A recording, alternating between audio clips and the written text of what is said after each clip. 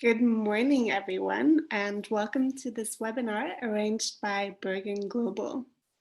My name is Maria Divicastiva, and I work at the Global Research Program on Inequality at the University of Bergen, and will be hosting today's conversation on the impacts of COVID-19 on global inequalities. We are very happy to have with us Divine Fu, who is Director of the Institute for the Humanities in Africa, HUMA, at the University of Cape Town in South Africa.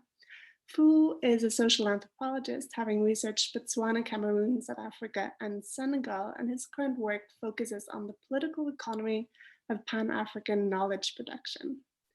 Our second panelist is Uta Masta, who is the director of CMI, the Christian Michelsen's Institute in Bergen, Norway, and is an economist with a research background both in global health and in areas such as environment and energy, climate policy, and international trade.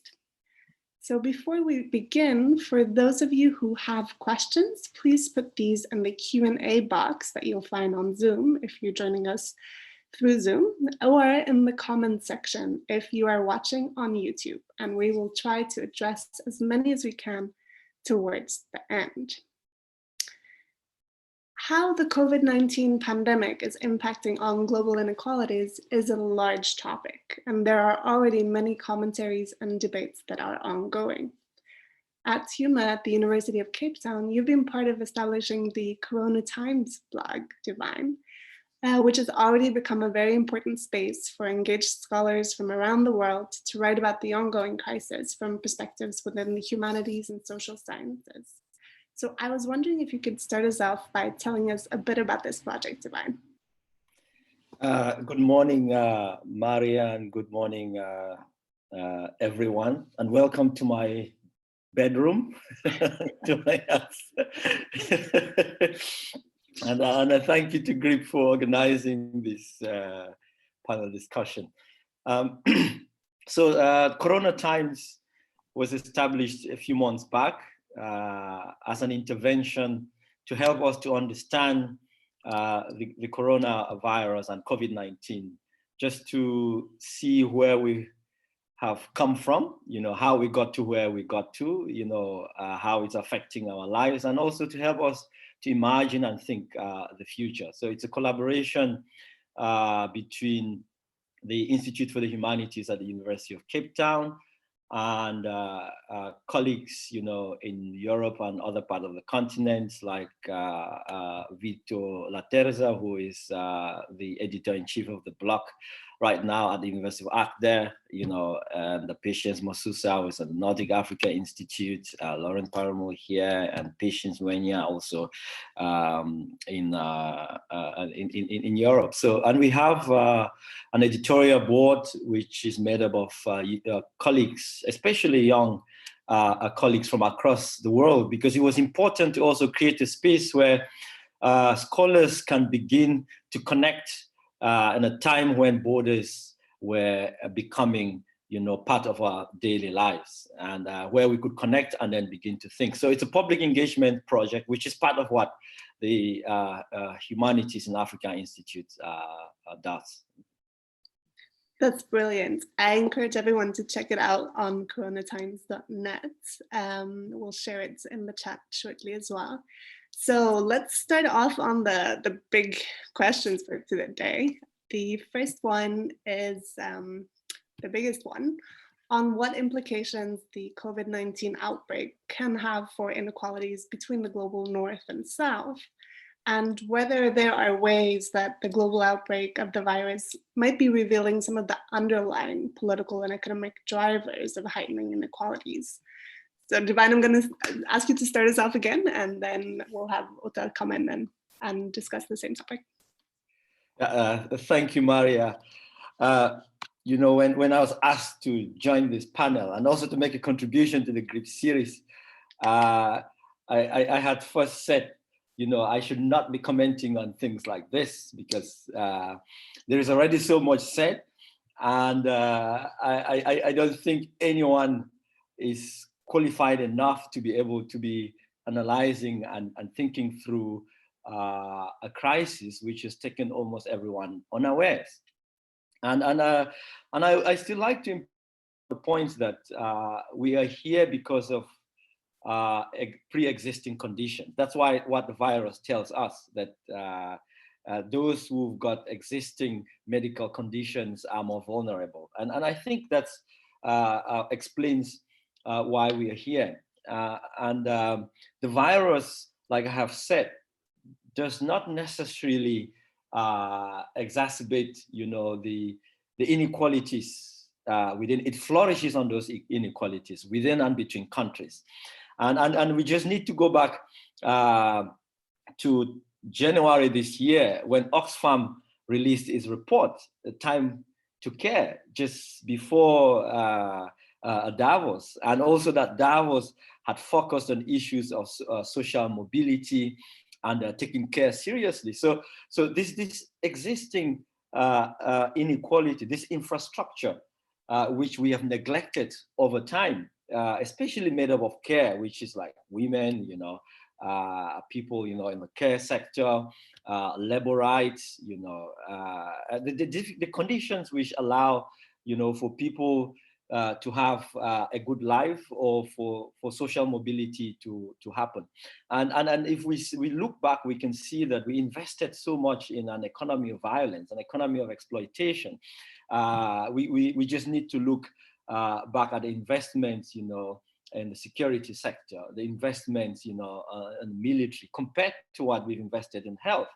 And it's interesting that just when the crisis happens, what do we fall back to? We fall back to the sector we neglected. I was discussing with friends yesterday, that just when capitalism faces a shock, it cries mama. We must go back to home. We must all become mothers. We must all become, wives. And also technically, we capitalism and the capitalist, economy has failed to reward this, to recognize this. So this virus just thrives and flourishes on these inequalities.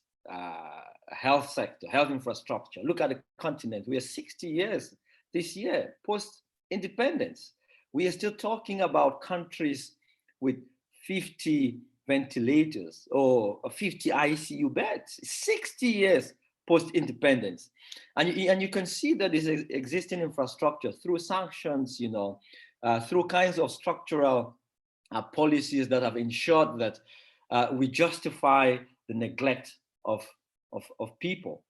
That it's okay to label people lazy, for example, that it is okay to have a system of hierarchy where we can pay others better than others, that it is okay, for 1% of the world to own like more than 99%, of the wealth globally. So I think that it thrives on these pre-existing conditions, and that we knew about them. Activists have raised this, lots of reports have been raising this all across the years. And when you look at the IMF report, it says it is labeled the Great Lockdown. It's not the Great Death. It is not the Great Care. It is the Great Lockdown. It is still an obsession with focusing on this administrative stuff, on monetary stuff, rather than looking at issues of people. No. Do you want to come in there, Ota? Yes, thank you very much. And I must say that for exactly the reason that you point out, Divine, I have been following this very carefully, in particular in Africa, and been very worried that this will have a huge health impact in Africa.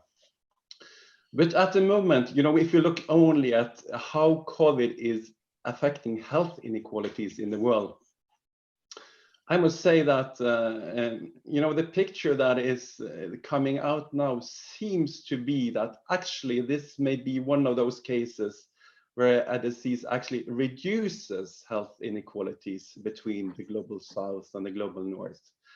It's of course too early to conclude on that yet. We cannot conclude until the epidemic is over.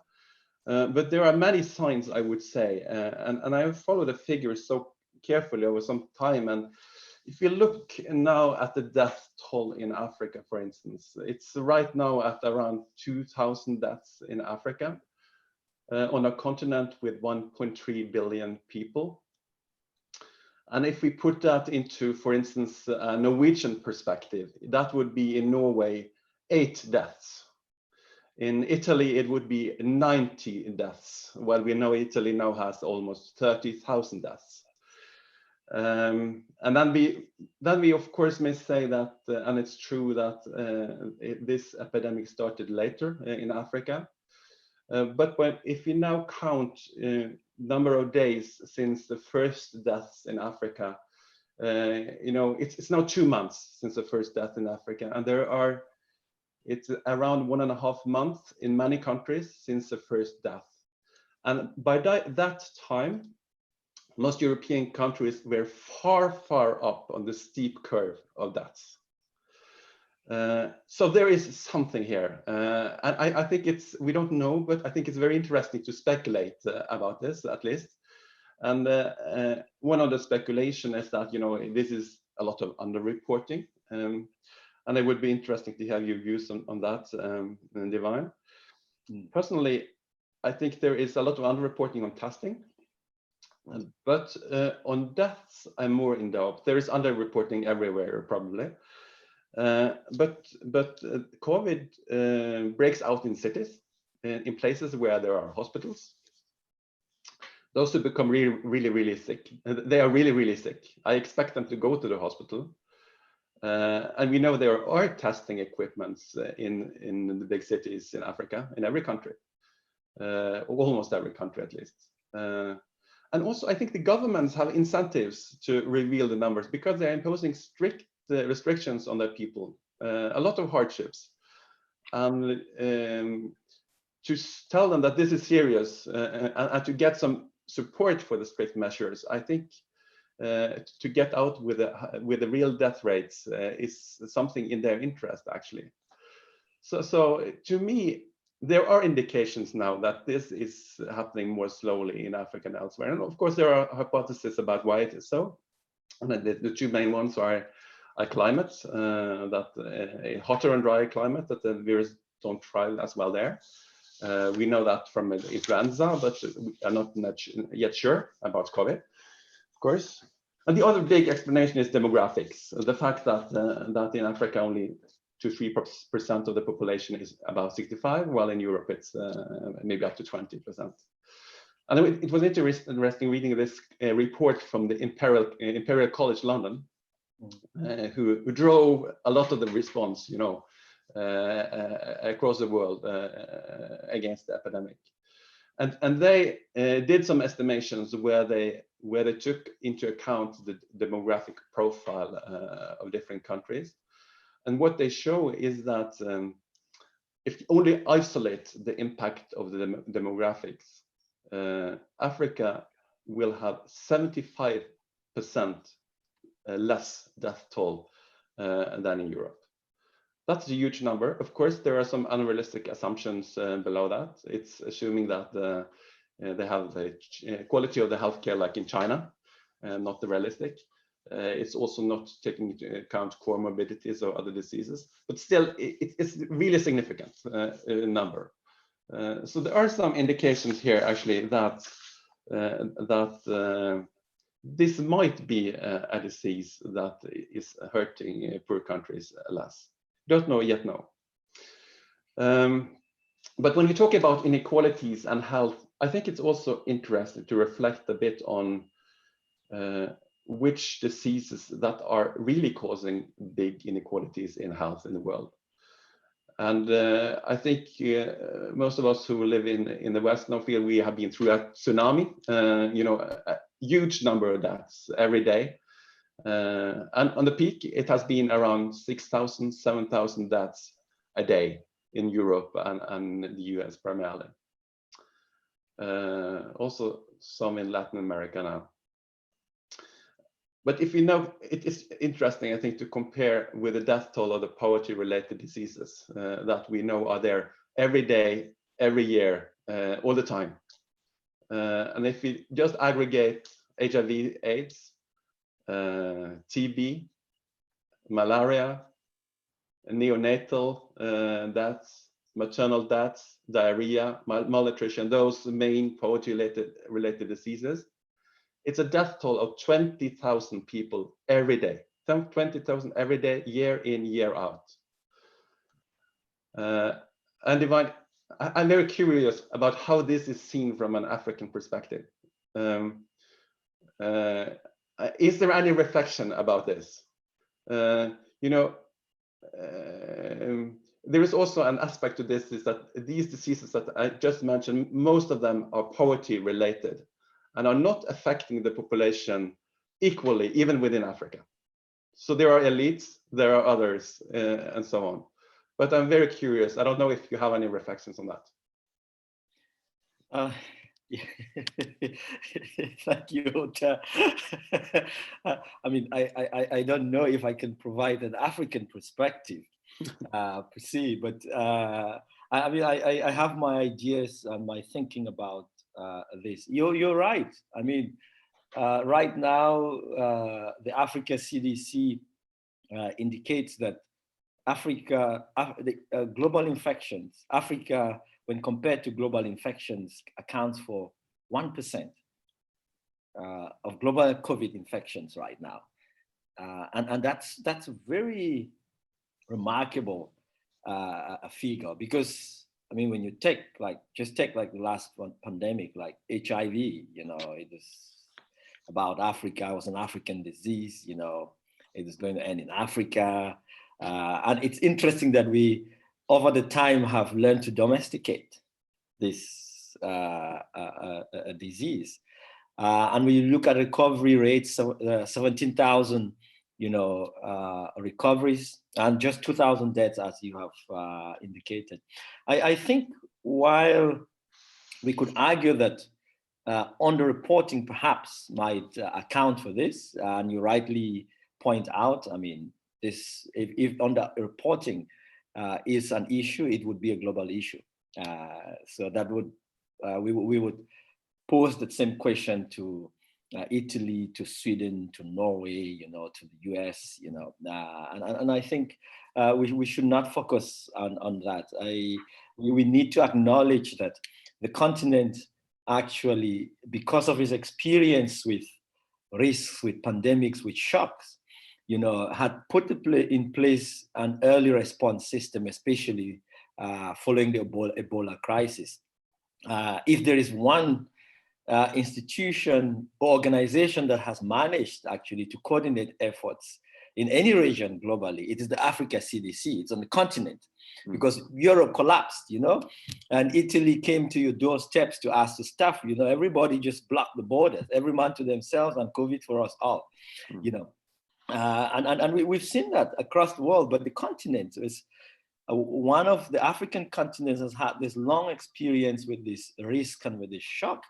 And I've understood that while it is important for us to care for each other by socially distancing ourselves, it doesn't mean that we should not be connecting to each other. And the Africa CDC and the African Union, which we always raise questions about, has risen up to the occasion by just ensuring that there is a coordinated effort across the continent to try to respond to this pandemic. And we can see that the Africa CDC is also coordinating efforts like tests happening in testing of treatments and vaccines happening in different places.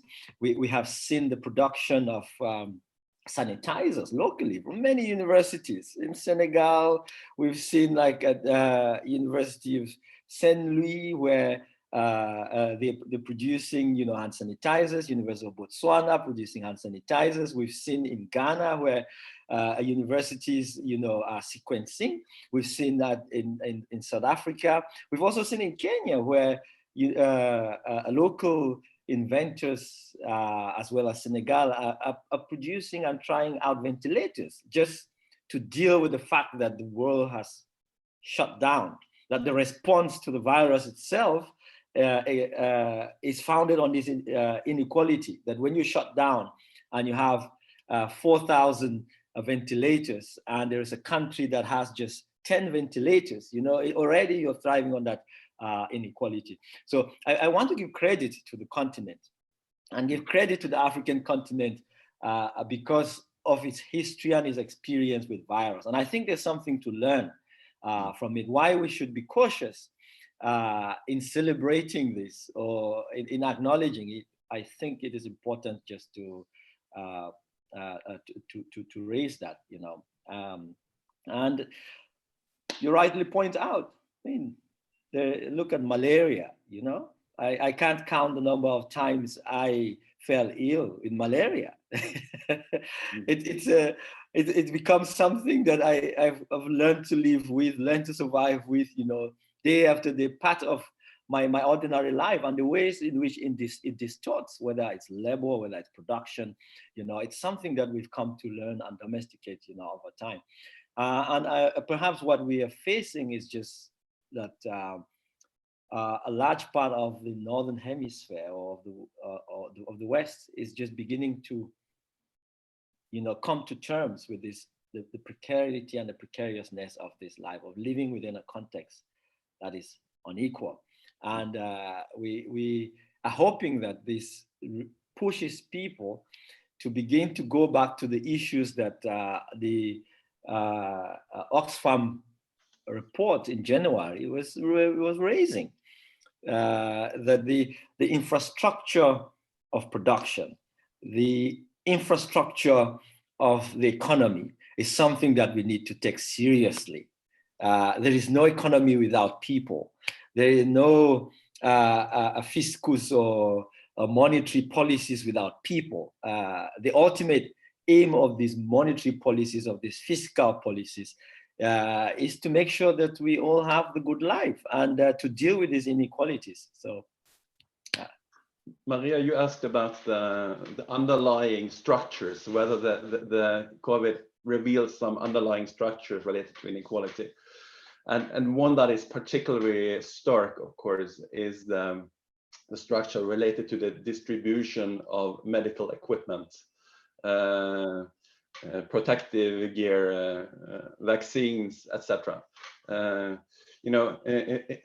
Everybody knows that the market economy is not a good way to allocate goods fairly and equally, and that is just comes out so starkly in this context. And I think it's interesting to reflect on how we in the West, how we in Norway has dealt with the crisis.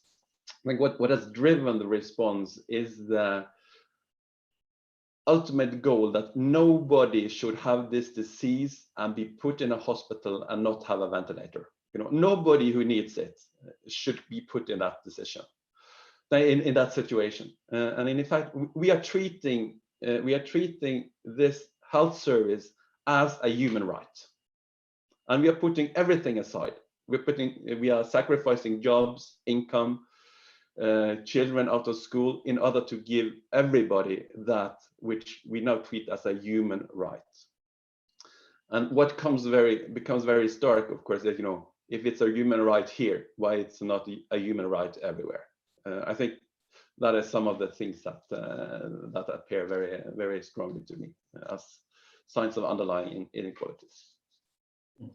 Thank you both so much for that. I think that takes us very nicely on to the next big topic in terms of the responses to the crisis, because we're seeing that it's not only the health impacts, although those are of course very severe, but the economic impacts that this is going to have over the longer term, especially when we're seeing that the lockdown has had immediate impacts on people who rely on daily incomes, for example. When the lockdowns have been in place, that means that that income is instantly gone. So in what ways are we now seeing that the economic impacts might, one, increase inequalities, but two, also, like Divine was saying, open up, and Uta just now, open up different ways of valuing the economies of care, for instance. What really matters at the end of the day, right? What kind of structure do we want within the economy, within social and economic relations, and how does this crisis impact on that? Yes, should I start? Go Yes, ahead. okay. After you. Yeah. So let me first say some reflections about how this might affect economic and inequalities. And it's largely, as you say, the countermeasures, the lockdowns of societies that is hurting. And how do we see this now affecting inequalities? I think the main picture is this. Inequalities between countries, between North and the South, will probably decline. But inequalities, if we look at the difference between the bottom people and the top people, will increase. So there are two different ways of looking at inequality. Is it between countries or between people? I think between countries, it will decline. At least that is what the report projects. But inequalities between people might well increase. And let me argue a little bit around that. If you now look at of course, this is a great downturn in the world economy. We're talking about figures like the Great Depression. The difference with the Great Depression was that then it was a downturn, year after year, just continued for 3 or 4 years. But for a single year now, it's in the order of magnitude almost as a Great Depression. But we are coming into this crisis from a place where the developing world was growing faster than the high-income countries.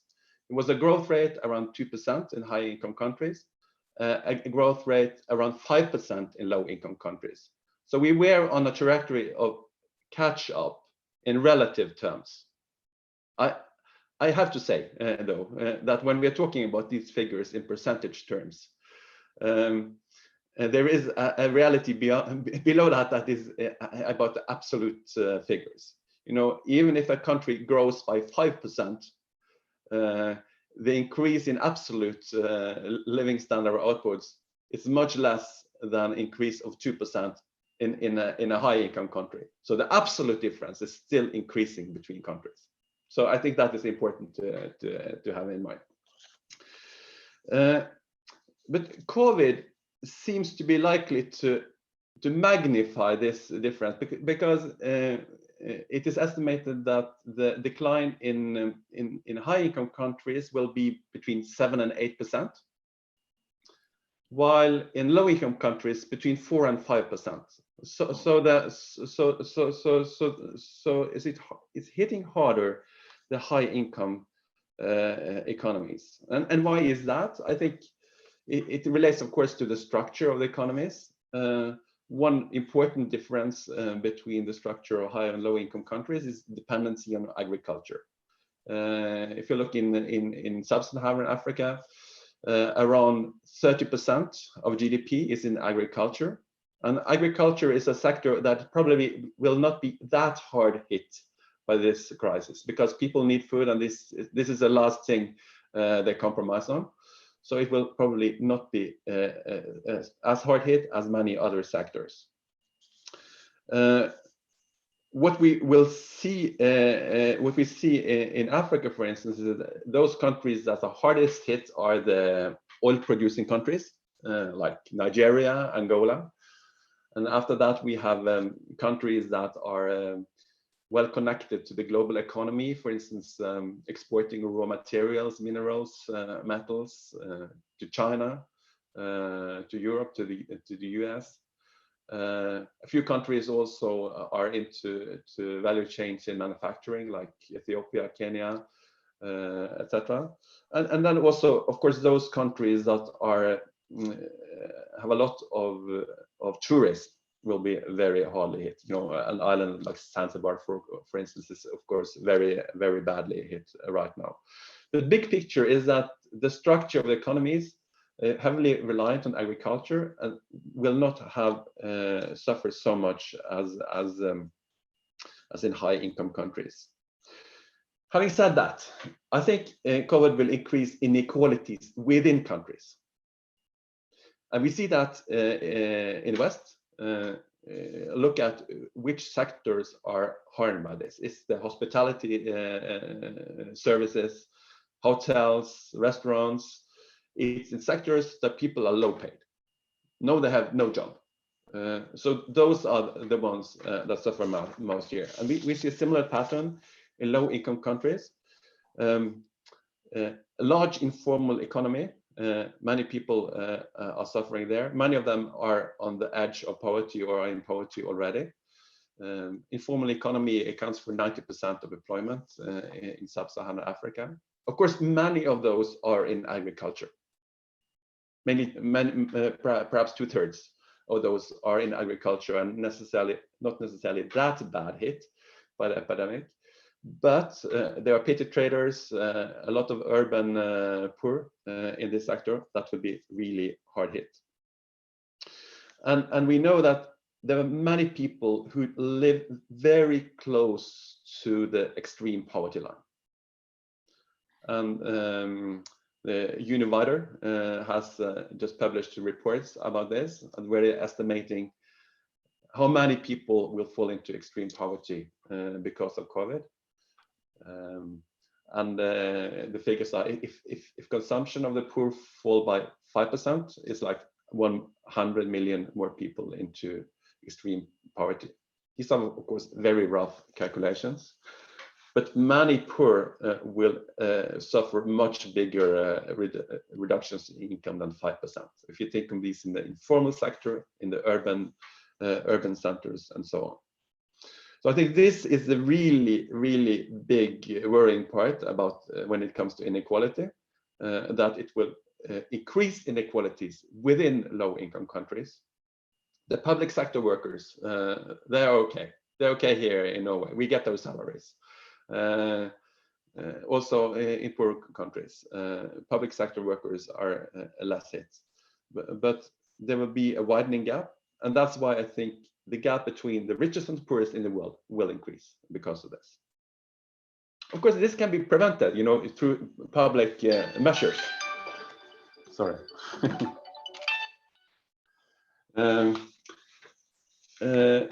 There are huge packages now, support packages in various countries. And also in low-income countries, there is cash transfers, there is food provision, and so on. But these packages are so small in low-income countries compared to the high-income countries. I saw a figure like, on average, these packages are like 8% of GDP in high-income countries, while less than 1% of GDP in low-income countries. So the amount of redistribution that is taking place is much less in low-income countries. So I think that will exacerbate inequalities. So let's move on to that point in terms of both the responses to the crisis, but also a little bit further down the road. Like going back to my earlier questions, is this opening up some new space to start rethinking social and economic relations? I know I'm asking difficult questions. Divine, I like asking you difficult questions. What did I do to you? This is inequality. I think I should go back to what I said at the beginning, that the virus gives us a framework to think existing conditions, pre-existing conditions. I think if we focus on that, we sort many of the issues and many of the challenges that we are trying to deal with, because what Otto is raising are issues that we knew in January, we knew all these years. I mean, when you read the Oxfam report in January and you read the discussions that happened in Davos, I mean, we have our issues with Davos, but if you read the report, it's interesting. Care was at the center of this discussion. And it's funny that we identified everything except the virus. We're thinking about climate change, thinking about lots of other stuff, but we had not thought about something as minute as this virus and the ways in which it was going to radically change, economic relations between states, and inequalities. So I think there is a possibility. Maybe we are hoping. I think that capital and the system are very stubborn, and like a naughty a child who can be fragile, but at the same time really, really naughty. When they go out and tease people, and they start bullying somebody, and then a fight, they run back to mama and ask for safety. Capital cried mama and asked us to go back, and we've come back. But what's interesting is that the infrastructure to even do the work that capital is asking us to do, it's not there. People have been asking for child support for years. People have been having for infrastructure to have support from work, from the states, from corporations, so that they can finance their homes for years. We do not even have the infrastructure at our homes to be able to care, to do the work that mama is doing. So what we're actually doing is exacerbating, because the infrastructure, even at home, does not enable us to be able to do what it wants us to do. So I think while there's an opportunity, and everyone is thinking that we should just go back, and this is such a great opportunity, we can work remotely, we can use new technology. It's true, but it's a problem, we, like the Oxfam report says, we have not rewarded, we have not recognized, we have not valued. I mean, if you think about mama, who is mama? Mama is this person who invests so much. I mean, for most cases, invests so much, but whom we do not really recognize. They prepare your food and you don't say thank you. You just eat and you go. You come home and you step onto the floor. They spend the day cleaning. You don't think about what they did to their day. That's what's happening right now. I think we have an opportunity, but we have an opportunity to invest in care. So rather than spending billions and trillions on soldiers, on weapons, what if rather than having everybody to do a national service in the military, we had everyone, to do care work? What if we did that? So what if at a virus, at an outbreak, everyone was a nurse? What if we had done that? But we're preparing, to fight. We're investing in conflict rather than investing to care. So the infrastructure that we need for capital to survive, despite the issues that we have with capital, we're telling capital, you are fragile as us, but the infrastructure that you need for you to be able to succeed is care, it's people, this infrastructure, and invest in this infrastructure. And I think that's the opportunity. The lockdown measures, in spite of their brutality and the kinds of ethical issues that we have with some of these measures, are showing us that the state can actually care. It is possible to build a political community around care. It is possible to build a state which puts care at the center, of its work. But that requires work. That requires that we need to be more ethical. We need to be more sensitive. We need to do what Oxfam said, in January, that we need to be able to deploy feminist perspectives and frameworks, to thinking about how the economy and the state functions, and I think that's all. There is no magic out of this. Otherwise, when we finish this, you can see that what we are doing now is actually exacerbating the inequalities at home. You're having mothers to have to take the burden of this care. You're having, people struggling. I mean, if you have not funded my health care, my health insurance, what do you expect me to do when I fall sick at home? If you haven't provided me with the infrastructure, the space at home to be able to work, why? How do you expect me to continue to produce? So this infrastructure, whether it's human capital, whether it's a space at home for the economy to be able to function, is really, really key. And to solve it, to be able to create a better economy, a better economic relationship after this, we must respond to the Oxfam report. When the IMF deploys a report about COVID in April, it should be in direct response. It should assess COVID, but at the same time, it should be in conversation with that report, because that situation hasn't changed. We still have 1% of the world getting rich as we are suffering right now. Thank you for that brilliant response, Divine. I think we should move on to opening up for questions, unless you guys have anything else you want to say before we do that. No? So we have a question from Björn Enge Bertelsen, who is at GRIP, directing GRIP.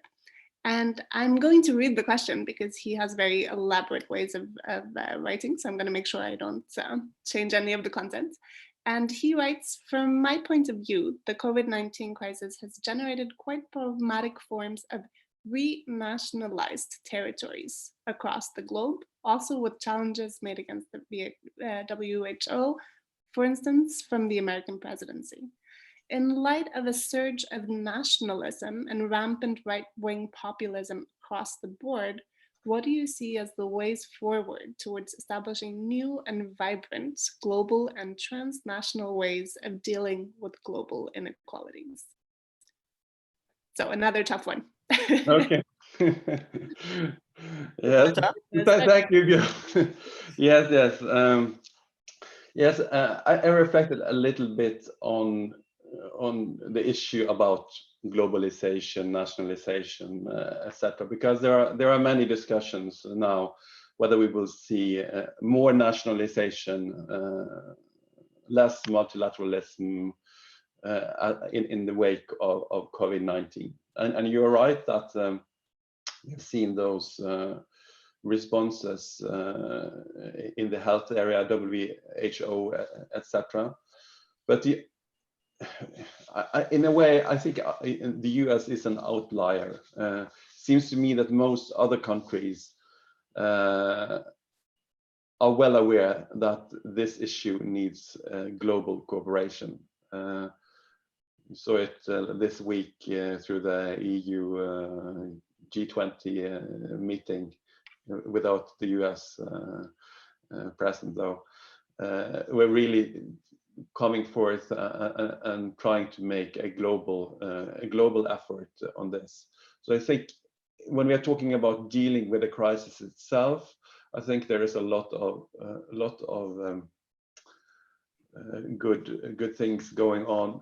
What is much more uncertain, of course, is what will happen the day when the vaccine is ready, and whether we will be able to distribute that equally, or whether the usual market forces will come into play or not, and that's a big issue, of course. But if we reflect a little bit broader about, there are other questions here, for instance, around self-sufficiency, because borders have been closed, not for trading goods and services, and will we see now, less globalization, less trade in the wake of COVID-19? This is of course speculation, but my guess is actually no. We already, before COVID, were living in a world where there were strong nationalistic forces against globalization, against free trade, etc. And those are driven by various factors. One is job loss in high-income countries, United States, etc., because of trade with China, with Asia, etc. The other issue is immigration, of course. These are really strong forces that are hitting the wallet of people very hard. And I don't see that COVID will add something substantially on top of that. I think the forces are there already and they are strong. Because COVID, a pandemic, we can live with that fairly well, even if we trade. We are seeing that now, trade can be open. We can still send goods back and forth throughout the world. And I think we will continue to do that. We will, of course, stockpile masks, protective equipment, and be more prepared to the pandemic itself. But I think more broadly, I don't think that we will rely less on trade. What we will, I think, limit more is movement of people. You know, the alarm bells will go on very, very quickly. If there is any outbreak somewhere in the world, alarm bells will go on very, very quickly. They impose restrictions on travel because we know that we are vulnerable. That is the new thing. We know that we are vulnerable to infection, to imported infections. So I think you will see more quick and decisive measures when it comes to movement of people in case there are outbreaks around the world. But I don't see the big change in kind of the global governance, etc. If I comment one thing that I'm a little bit hopeful on, but not very, and that is, could we see a change in the attitude towards welfare programs? And the reason I'm saying that is because now there are so many people in many countries that are adversely affected, and they really see how bad it is if there is not a social security system. Maybe that can increase the political support in broader groups of the society. And hopefully also in low-income countries where we now see the huge need for cash transfers, quick cash transfers to large groups of the population, that those countries that haven't those systems in place, there are many countries that don't have those systems in place, might build those systems for the future. So that is something I think we can hope can happen. Divine, do you have anything you want to add? I was just thinking about this angle in terms of both the surge of nationalism and right-wing populism, that we're also seeing that some of the responses are building on or kind of thriving on quite racist tropes. We've seen reports of Africans being discriminated against in China. We see in the US that the impacts are devastating for African Americans. And I mean, there are kind of long histories at play here. Like you said, that a lot of the inequalities that were there from before is what the virus is thriving on. So I was just wondering if you have anything you wanted to add on that. Yeah, we've long invested in how do you say, in a politics or economy or infrastructure of hate. It's part of how we live, you know, and this is whether you're talking within Europe or between Europe and others, between the US and other people. It's this. Before this, you know, Europe had gone for years trying to build an iron curtain, you know, stopping people from moving across, you know, the Mediterranean. I mean, how many people died? And because we had been socially distant away from these deaths, you know, for us, it was okay to just like neglect this, you know. And I think that's what Judith Butler's written in Frames of War. When it's distant, it's okay, you know, we can be socially distant from it. So we choose to, it's so comfortable to be socially distant to these things and argue that they've just emerged, you know, right now in the US, they were trying to build a big fence, a wall, you know, which they copied from someone else. And I saw certain countries, once the shutdown measures had started, some people, the first thing they decided to do was invest in their border walls and border fences to stop other people from crossing because they were going to infect. It was vulnerable, you know, for these people to cross over. You know, can you imagine? That's the first thought, that I need to protect myself and protect my citizens, you know, and forget others. We are humans and interdependent. The point at which we do not see that this relationship is important. And that's what COVID is showing us. The way COVID is spread and the way we have to stop it is to recognize that we are interdependent people and we are people who are embedded in networks and in social relationships. And unless we sort that, unless we move towards acknowledging and recognizing that, and rather than shut down borders, I think we have to open the borders.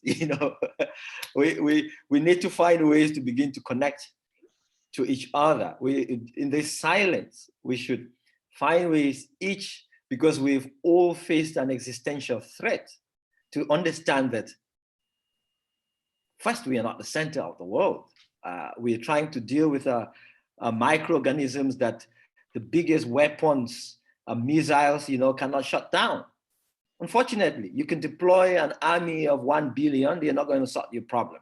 So we've come back to the point where we think these people whom we've encouraged to be individuals should connect to each other. And I think beyond, we have an opportunity here, to connect to each other. If we each find ways, whether it's scholars trying to speak to each other, trying to find ways, of relating, so that when this thing opens up, we can all begin to interact again, whether it's pushing our states just to make sure that the measures deployed should be collaborative. There should be more cooperation between states in trying to support each other, and as Otta has raised, what happens when a vaccine comes? We are going to see the same response.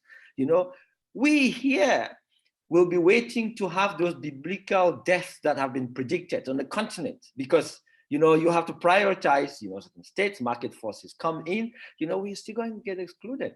But we have an opportunity, but unfortunately, we will not take that opportunity.